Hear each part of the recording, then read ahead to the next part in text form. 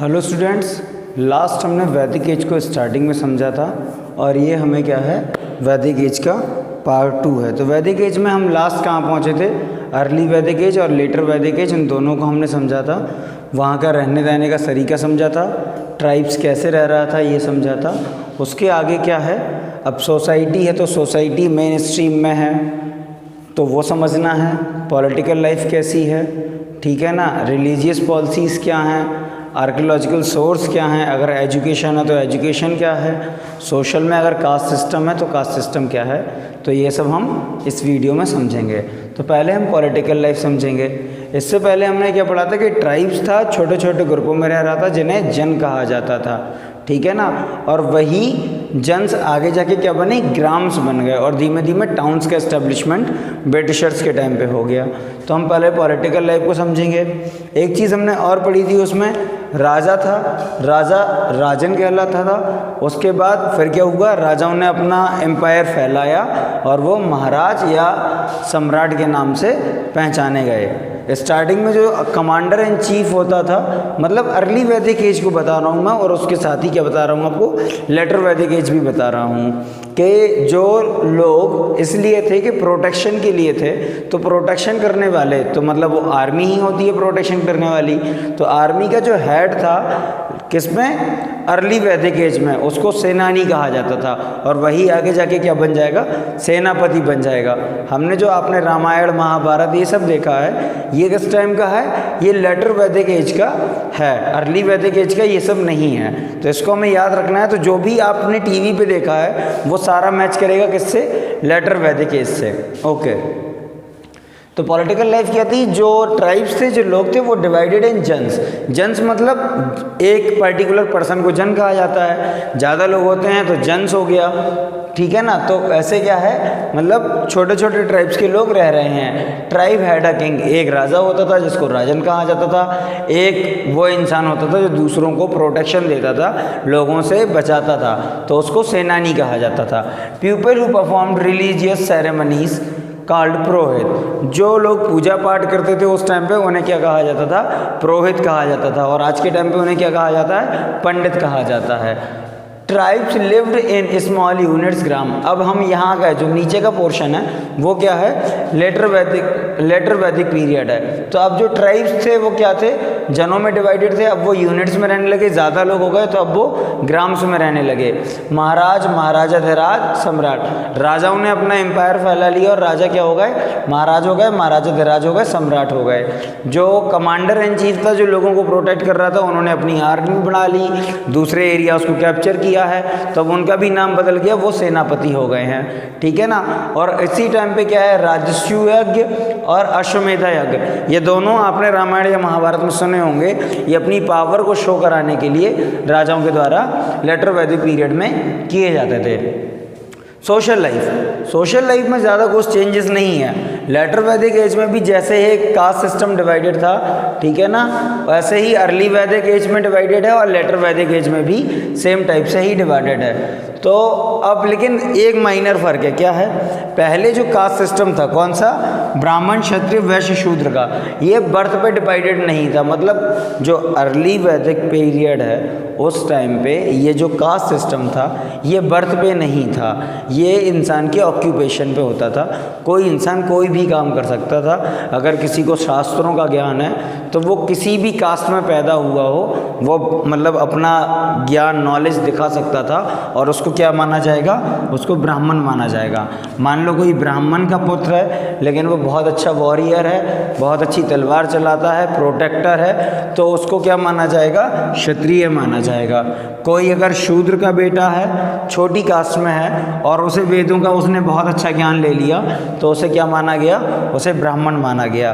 तो पहले का जो कास्ट सिस्टम है अर्ली वैदिक एज का, वो बर्थ पे डिपेंड नहीं करता था। और लेटर वैदिक एज में क्या होता है, लेटर वैदिक एज में यही कास्ट सिस्टम रहता है लेकिन ये बर्थ पे डिवाइड हो जाता है। मतलब शूद्र का बेटा शूद्र होगा, ब्राह्मण का बेटा कितने भी बुरे काम करे ब्राह्मण ही होगा, क्षत्रिय का बेटा वो वॉरियर हो या डरपोक हो, जो भी हो, क्या कहलाएगा, क्षत्रिय कहलाएगा। तो जैसे आज का कास्ट सिस्टम है वैसा लगभग उस टाइम पे था।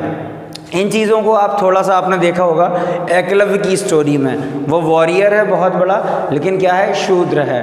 कर्ण की स्टोरी में उनके फादर क्या करते थे, रथ चलाते थे, वो खुद में एक वॉरियर है लेकिन उसको क्षत्रिय नहीं माना गया, शूद्र ही माना गया, है ना, ये आपने टीवी पे देखा हुआ है। अब अगर यही चीज़ें किस में होती, अर्ली वैदिक पीरियड में होती, तो क्या होता, कर्ण को क्या माना जाता, क्षत्रिय माना जाता, शूद्र नहीं माना जाता। क्यों? क्योंकि स्किल्स जो हैं इंसान की उसके अकॉर्डिंग क्या हो रहा था, जज किया जाता था, कास्ट हो रही थी। तो यहाँ हमने क्लियर कर लिया ह्यूमन्स लाइफ। अब जो इंसान की लाइफ थी वो 4 स्टेजेस में चलती थी। जैसे आपकी लाइफ है, कैसे चलती है, छोटे होते हो, स्कूल जाते हो, स्कूल जाने के बाद जॉब्स करते हो, जॉब्स के बाद रिटायरमेंट होती है, रिटायरमेंट के बाद आदमी क्या कहता कि चलो भैया पूजा पाठ कर लें, तीर्थ कर लें, और तीर्थ करने के बाद क्या होती है, उसकी डेथ हो जाती है। मतलब तीर्थ करने के बाद डेथ नहीं होती है, एक टाइम आता है, तो मतलब तीर्थ कब करता है इंसान, डेथ से पहले तीर्थ करना चाहता है। तो अपना लिविंग स्टाइल ये हो गया, इंसान के मन की बात है। तो उस टाइम पे जो फिक्सेशन था लाइफ स्टाइल का, वो ये था ब्रह्मचर्य। ब्रह्मचर्य वो एज लाइफ है जब बालक छोटे होते थे और गुरुओं के आश्रमों में जाते थे। गुरुओं के आश्रमों में चाहे राजा का बेटा हो, चाहे छोटे आदमी का बेटा हो, सबको पढ़ने का मौका मिलता था। यहाँ पे कोई क्या नहीं था, डिस्क्रिमिनेशन नहीं था। तो पहली स्टेज क्या है, स्टूडेंट लाइफ, जिसको कहा गया ब्रह्मचर्य। दूसरी है गृहस्थ। गृहस्थ का मतलब अपने परिवार के साथ अपने घर पे रहना, बीवी बच्चों के साथ बढ़िया अच्छे से घर पे रहना। तो ये गृहस्थ थी जो सेकेंड स्टेज थी। थर्ड क्या है, वनप्रस्थ। वनप्रस्थ का मतलब है हर्मिट स्टेज। एक स्टेज आ गई, आपने ज्ञान ले लिया, आप बीवी बच्चों परिवार के साथ खुश रह लिए, उसके बाद आपको संत ईश्वर का नाम लेना है, या अध्यात्म जो होता है, जैसे ज्ञान होना चीज़ों का बहुत अच्छे से, बहुत शांत हो जाना स्वभाव से, तो वो स्टेज आती है। और लास्ट स्टेज है संन्यास। इस एज में लोग मतलब ये क्या करते थे, जंगलों में चले जाते थे, पेड़ों के नीचे तपस्या करते थे। तो ये सब सिस्टम कब का है, ये टाइम है कब का, अर्ली वैदिक एज का, ठीक है ना। और लेटर वैदिक एज में ये सारी चीज़ें धुंधली होती चली गई, किसी ने माना नहीं माना, कोई राजा बने है वो अपने महल में ही पड़ा है, तो इन चीज़ों को फॉलो करना लोगों ने क्या कर दिया, कम कर दिया। अच्छा, अब आते हैं वुमेन्स की कंडीशन पे। तो वुमेन्स की कंडीशन इस टाइम पे अच्छी थी, विडो मैरिज नहीं होती थी, नहीं सॉरी, विडो मैरिज होती थी, चाइल्ड मैरिज नहीं होती थी। तो समझ गया, मतलब सोसाइटी में वुमेन्स को लेके बहुत ज़्यादा वो नहीं था कि नहीं औरत के साथ ऐसा, वो वहाँ नहीं जाएगी, वो ये नहीं करेगी, वो नहीं करेगी। तो ना तो छोटी उम्र में शादियाँ होती थी, और विडोज़ अगर किसी का हस्बैंड ख़त्म हो जाता है तो क्या होता होगा, उनकी शादी बाद में हो जाती थी। और फिर जो आप पढ़ते हैं कि मतलब औरत का अगर किसी लेडी का अगर हस्बैंड ख़त्म हो जाता है और क्या होता है, तो उसको भी जला दिया जाता था। तो ये चीज़ें इन सब के बाद स्टार्ट हुई। तो इनका वैदिक एज का इससे कोई लेना देना नहीं है। वैदिक एज में लेडीज़ की थोड़ी वैल्यू थी, उस टाइम पे चाइल्ड मैरिज नहीं होती थी, विडो रिमैरिज होती थी। और साथ में क्या होता था, जो गर्ल्स होती थी या लेडीज़ होती थी वो वॉरियर्स भी हो सकती थी, लेकिन उनको क्या होता था, घर पे ही सिखाया जाता था, जो भी सिखाया जाता था, वो गुरुओं के आश्रमों में नहीं जाती थी। ओके, अब आते हैं हम, जैसे वुमेन्स पे एक चीज़ और, ड्रेसिंग क्या हो गई, तो ऑर्नामेंट्स, सोने चांदी के जवाहरात पहना करती थी, ठीक है ना। अब एंटरटेनमेंट क्या था, तो एंटरटेनमेंट आपने देखा होगा, क्या महाभारत रामायण में देखा है आपने कि शिकार करते थे राजा या राजाओं के बच्चे, घोड़ा दौड़ाते थे या रथ दौड़ाते थे, रेस करते थे, ठीक है ना। महाभारत में आपने देखा है वो डाइस वाला खेम जो होता है, जिसमें वो एक राजा होता है दुर्योधन, वो क्या होता है, युधिष्ठिर का पूरा एम्पायर जीत लेता है। तो ये सब क्या था, एंटरटेनमेंट के लिए ये सब चीज़ें हुआ करती थी। रिलीजियन क्या था, रिलीजियस बेस क्या था, मतलब कैसे मानते थे लोग, तो अर्ली वैदिक पीरियड में नेचुरल जो गॉड्स हैं, जैसे इंद्र हुए पानी के देवता, अग्नि हुए, ठीक है ना, अग्नि हुए, सूर्यदेव हुए, तो इन सब का क्या था, वैल्यू बहुत ज़्यादा थी, इन सबको ही ज़्यादा पूजा जाता था। लेकिन अर्ली वैदिक एज पे क्या है, कोई भी मूर्ति नहीं होती थी देवताओं की, मतलब मंदिर नहीं मिले हैं अर्ली वैदिक एज में आर्कियोलॉजिकल साइट्स में, ठीक है ना। केवल वो छोटे छोटे टाइप से कहीं ना कहीं छोटे, मतलब ऐसे समझिए आप, जैसे एक बड़ा मंदिर होता है, गांव में होते हैं छोटे मंदिर, तो छोटे टाइप के मंदिर अर्ली वैदिक एज के मिले हुए हैं, बहुत बड़े हैवी मंदिर नहीं मिले हैं अर्ली वैदिक एज में। और फिर लेटर वैदिक एज में क्या होता है, शिव, ब्रह्मा, विष्णु और रुद्र, इन सब की पूजा होना स्टार्ट हो जाती है, ठीक है ना। तो इनको भी आप जानते हैं, शिव जी, ब्रह्मा जी, विष्णु जी।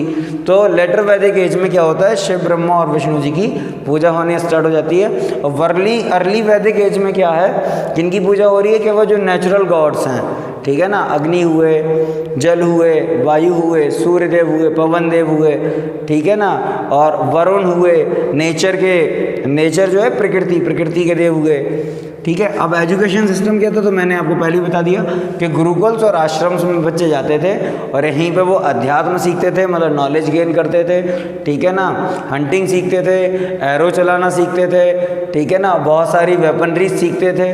तो ये सब चीज़ें गुरुओं द्वारा कहाँ सिखाई जाती थी, आश्रम्स में सिखाई जाती थी। एक चीज़ और, अब जैसे आपने इस लेसन में क्या लिटरेसी सोर्स तो समझ लिए, क्या वेद थे, ठीक है ना, चारों वेद लिटरेसी सोर्स हैं। तो आर्कियोलॉजिकल सोर्सेज क्या हैं इस चैप्टर में, इस चैप्टर के आर्कियोलॉजिकल सोर्स ये हैं कि कश्मीर में कुछ साइट्स हैं, वहाँ पे क्या मिला, बर्नल फील्ड मिली हैं, मतलब कि जहाँ पे लोगों को जला दिया जाता था, तो उनकी बोन्स मिली, वहीं पे घोड़े जले हुए मिले, ठीक है। अगर लेडीज़ जलाई गई हैं तो वहाँ पे उनके साथ गोल्ड्स मिला है, मतलब उनके ऑर्नामेंट्स मिले हैं। तो इस तरह से क्या मिला है, हमें उनके आर्कियोलॉजिकल सोर्सेस मिले हुए हैं। तो इस तरह से ये चैप्टर ऑलमोस्ट कंप्लीट हो चुका है। अगले स्लाइड में हम क्या करेंगे, इस चैप्टर के शॉर्ट आंसर्स और एक्सरसाइज कंप्लीट करेंगे, या फिर वेरी शॉर्ट और एक्सरसाइज कंप्लीट करेंगे।